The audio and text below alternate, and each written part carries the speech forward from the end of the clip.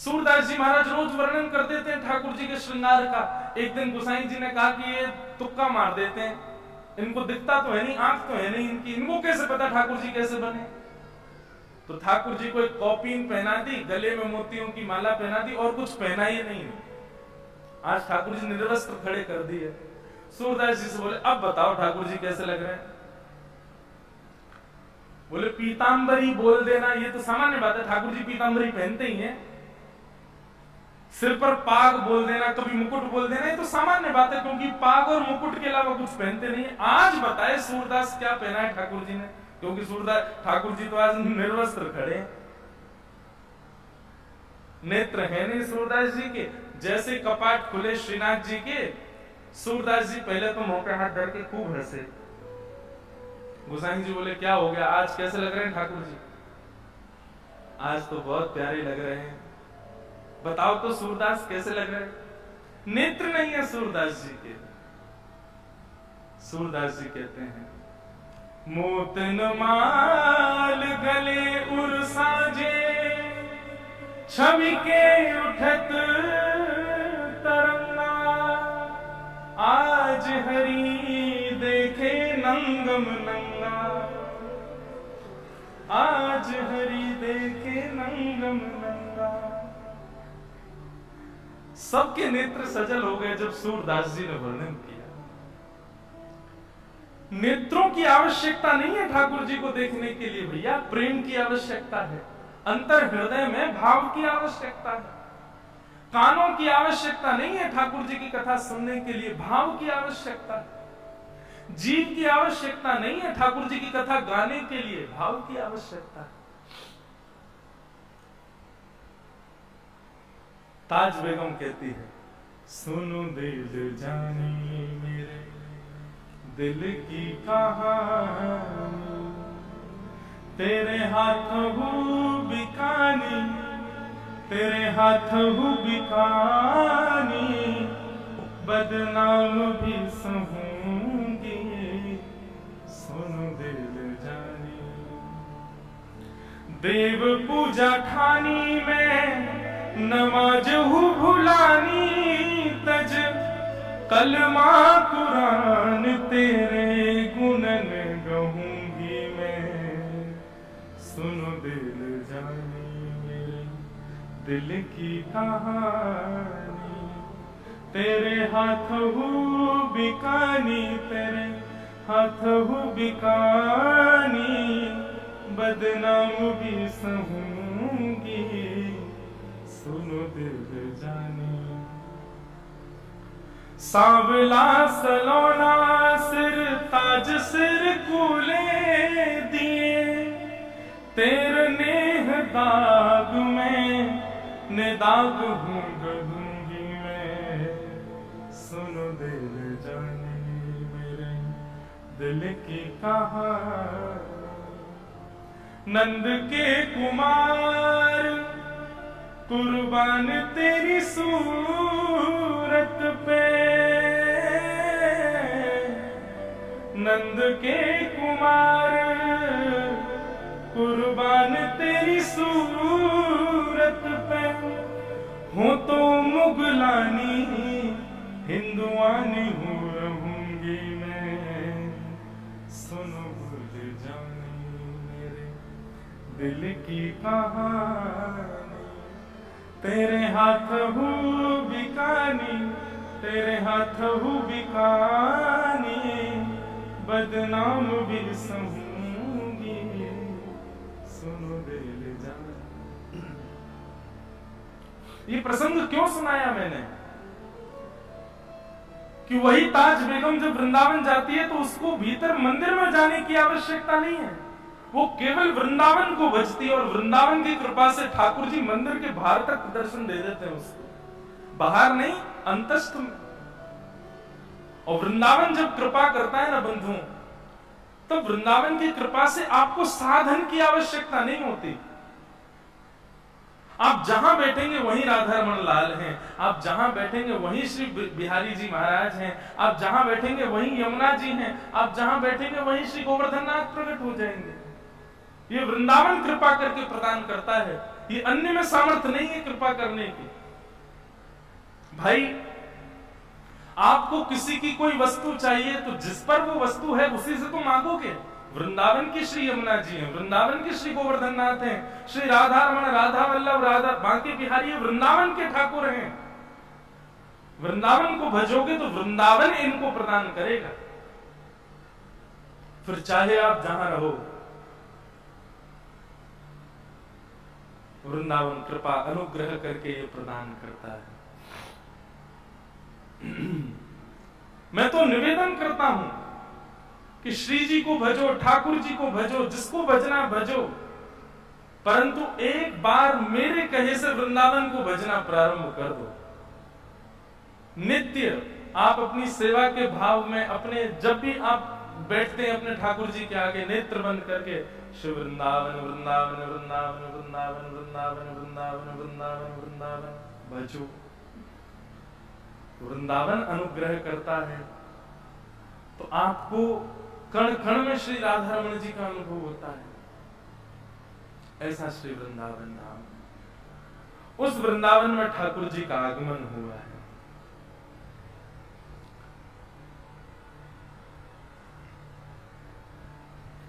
ठाकुर जी वृंदावन पहुंचे और वृंदावन आकर के भगवान ने सबसे पहले अघासुर का वध किया। ये अघासुर जो था ये सर्प के रूप में आया था। ठाकुर जी ने जाकर के उसका वध किया और ग्वाल बालों का हरण करके ब्रह्मा जी ले गए। ब्रह्मा जी को ज्ञान उपदेश करके भगवान ने ग्वाल बालों को वहां से मुक्त किया। धनुकासुर नाम का दैत्य था, उसका वध किया बलराम जी ने। तत्पश्चात भगवान ने कालिया नाग का भी वध किया। कालिया नाग का वध तो नहीं, कालिया नाग को यमुना जी से दूर भगाया। तत्पश्चात भागवत में वेणु गीत का प्रसंग आता है, अत्यंत सुंदर।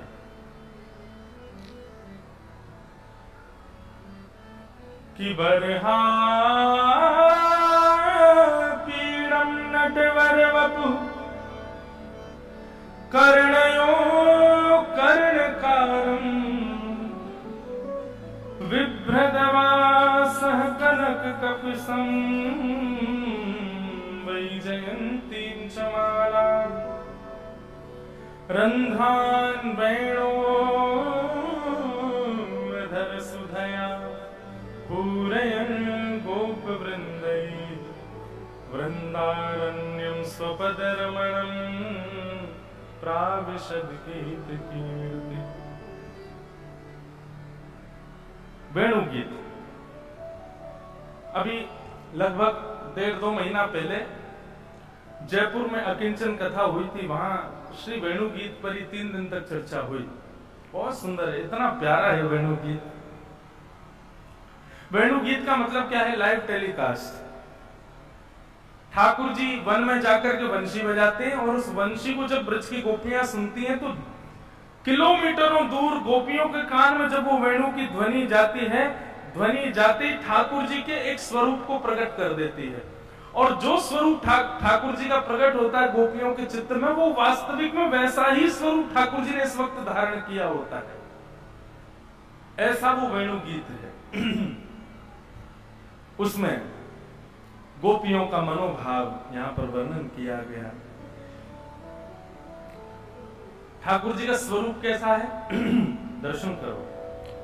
कि बरहा पीड़म, ठाकुर जी अपने सिर पर मोर पंख से अभिसिंचित मुकुट धारण करते हैं। बरहा पीड़म, आपीड़ कहते हैं मुकुट को। और नटवर वपु, नट कहते हैं आकर्षण करने वाले को। पर ठाकुर जी कैसे बोले? नटवर, आकर्षण करने वालों में भी सर्वोपरि। ऐसा हो ही नहीं सकता कि आप ठाकुर जी के प्रति आकर्षित ना हो। मधुसूदन पाद सरस्वती अपने एक वाक्य में कहते हैं, एक श्लोक में कहते हैं, हे मन तू वृंदावन मत जाना। मन तो कहता मैं तो जाऊंगा। बोले अच्छा वृंदावन जाए तो वहां एक काम करना। बोले क्या? कुंज गलियों में मत जाना। बोले मैं तो जाऊंगा। अच्छा कुंज गली में जाएगा पर कुंज गली में कृष्ण को मत खोजना। मन कहता मैं तो खोजूंगा। तो मधुसूदन पाद सरस्वती कहते हैं अच्छा कृष्ण को खोज तो लेना पर कृष्ण का मुख मत देखना, उसके चरण देखते रहना। मन कहता नहीं मैं तो उनका मुख देखूंगा। बोले अच्छा मुख तो देखना पर आंखें मत देखना। मन कहता नहीं मैं तो आंखें देखूंगा।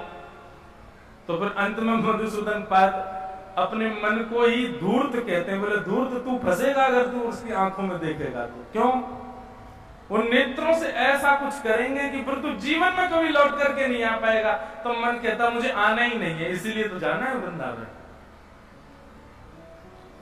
मानो हम सबको चेतावनी दे रहे हैं। बोले वृंदावन जाओ पर श्याम सुंदर को दूर से देख दाख के आ जाओ भैया। कहीं अगर ज्यादा समीप चले गए और कहीं ठाकुर जी ने अपनी चित्तवृत्ति तिरछी चितवन से आपकी ओर देख लियो, फिर कोई के है नहीं पाओगे, कोई और को देख नहीं पाओगे।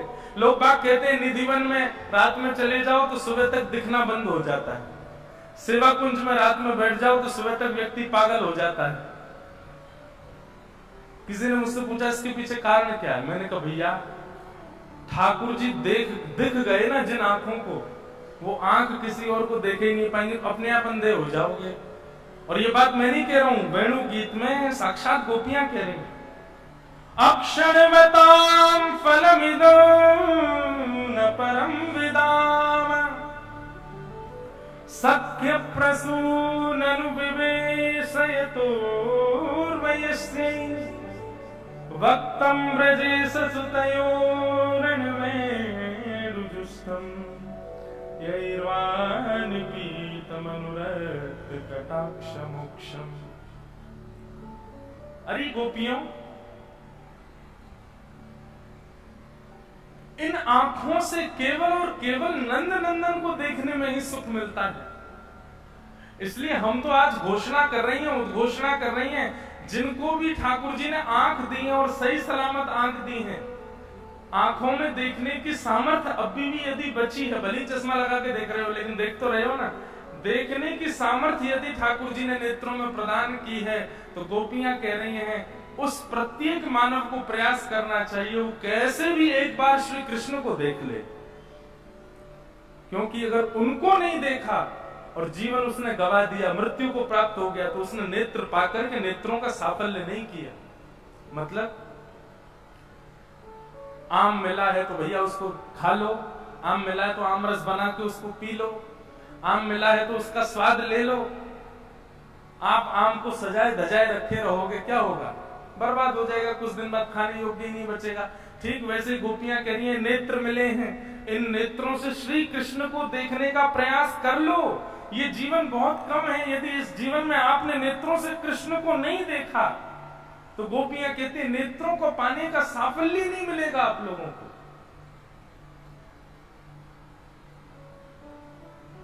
सूरदास जी को किसी ने कहा, हे सूरदास जी, आपके पास नेत्र तो है नहीं, ठाकुर जी ने आपको जन्मांध बनाया, जन्म से अंधा बनाया, फिर भी उस ठाकुर का इतना यश क्यों गाते हो आप?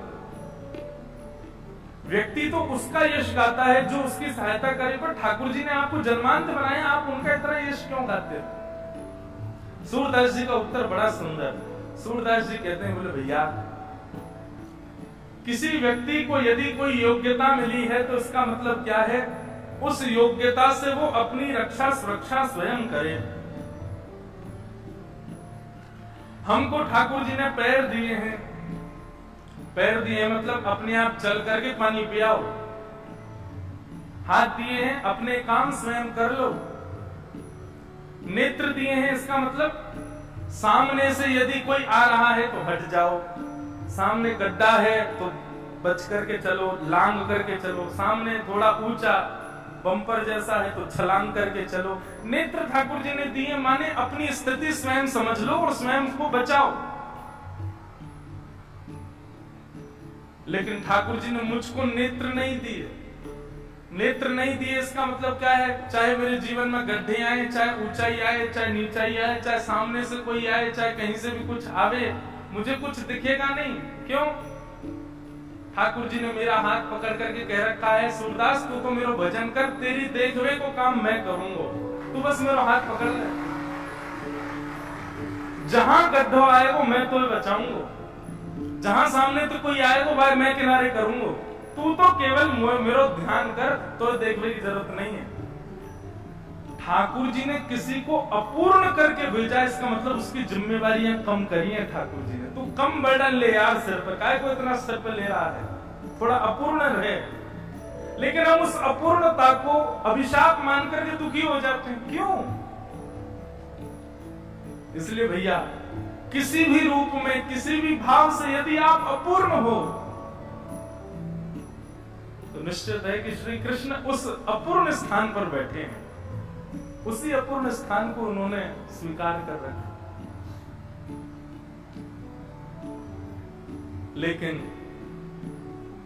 प्रसन्न तो रहना मन से कि ये अपूर्णता के रूप में ठाकुर जी बैठे हैं, पर फिर भी सूरदास जी की तरह कभी कभी ठाकुर जी से बात वार्तालाप